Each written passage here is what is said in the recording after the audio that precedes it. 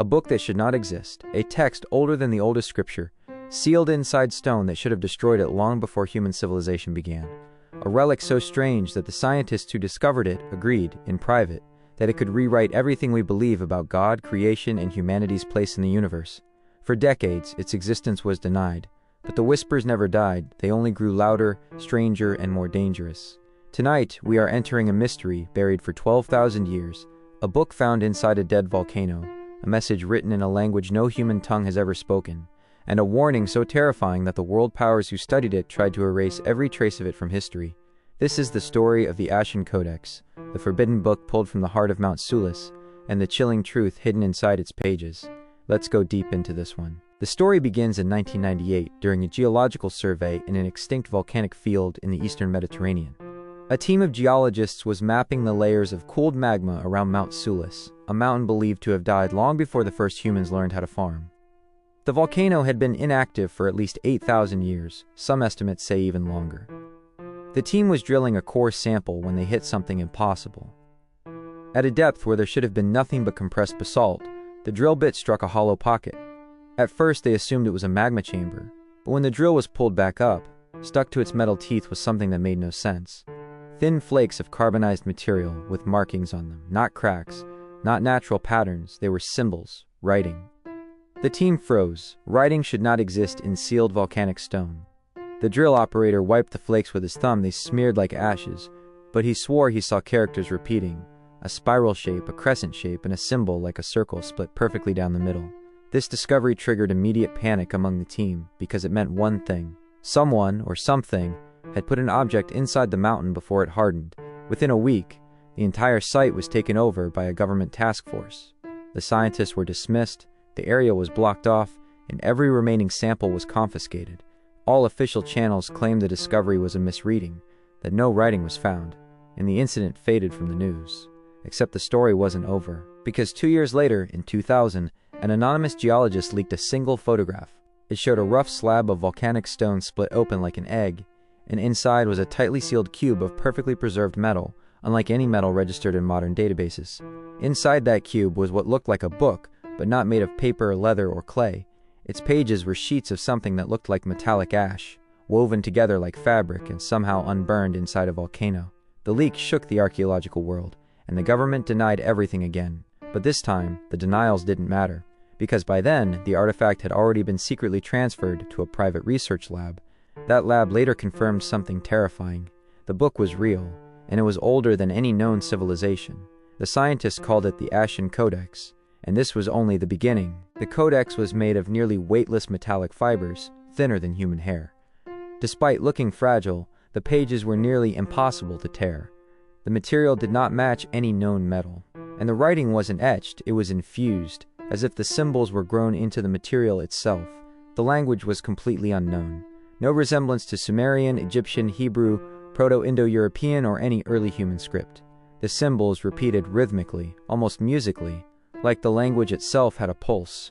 But the most frightening part wasn't the language. It was the imagery between the pages. Strange, detailed diagrams that resembled star maps, mechanical structures, and the outline of something that looked eerily like a human figure, but not quite human. Long limbs, narrow torso, a head encircled by what looked like a ring of fire or energy. Some scientists thought it represented a deity, others thought it was something else entirely. But the biggest shock came from carbon analysis. The fibers embedded in the cracks of the codex were tested 6 different times in 2 different labs. The results were consistent and undeniable. The book was more than 12,000 years old.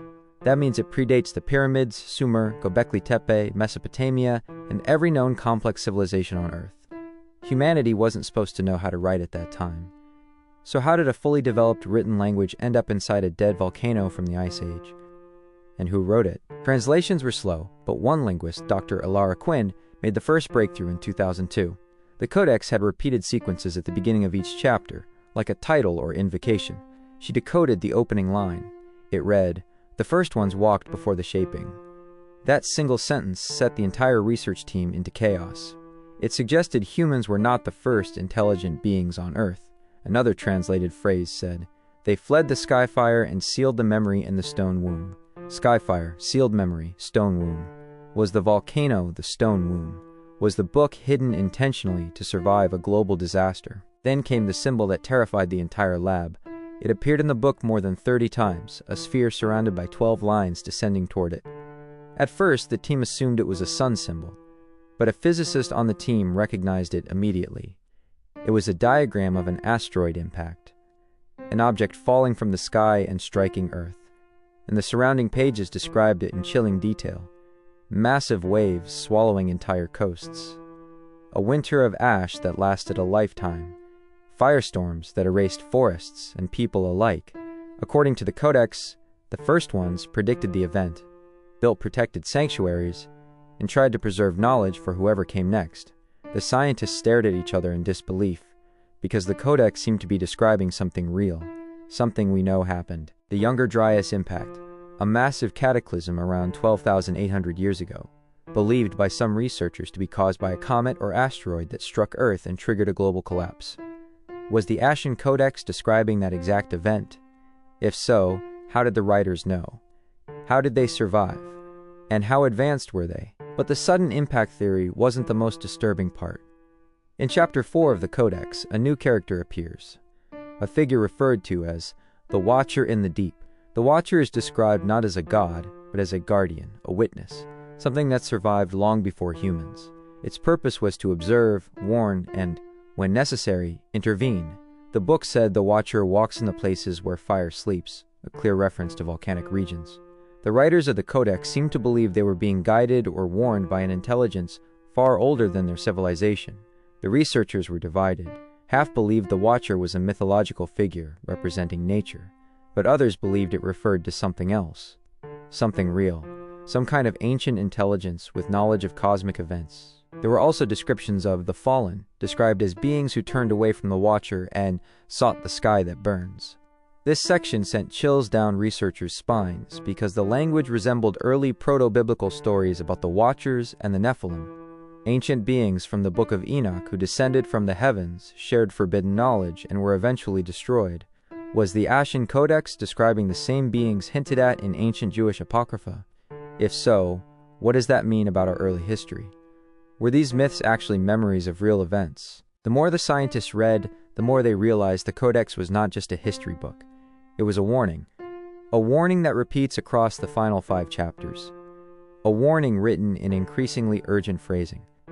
It spoke of cycles, destruction that comes from the sky, patterns that repeat every 12 or 13,000 years, a countdown carved into the structure of the earth itself, and a final line that the researchers translated as, "When the skyfire returns, the sleepers beneath the mountains will awaken." This was where the official story ends, because shortly after this translation, the entire research team was disbanded, their funding was cut, the lab was shut down, and every physical record of the Codex disappeared.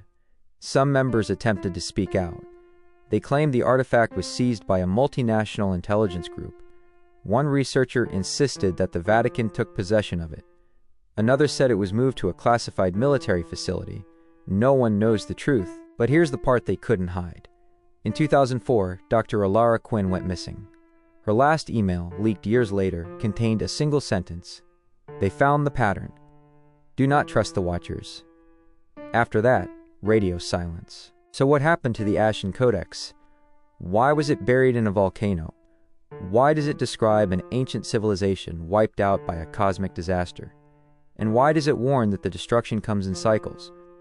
There are 3 theories. The first theory says the Codex was a message from a forgotten human civilization, a group far more advanced than historians admit. They saw the comet coming, tried to preserve their knowledge, and encoded their history in a material meant to survive fire, water, and time. They placed it inside a volcano knowing it would harden into stone and guard the message. The second theory says the Codex came from a non-human intelligence, something living deep beneath Earth long before we walked the surface. Something that survived global disasters. Something that watched civilizations rise and fall.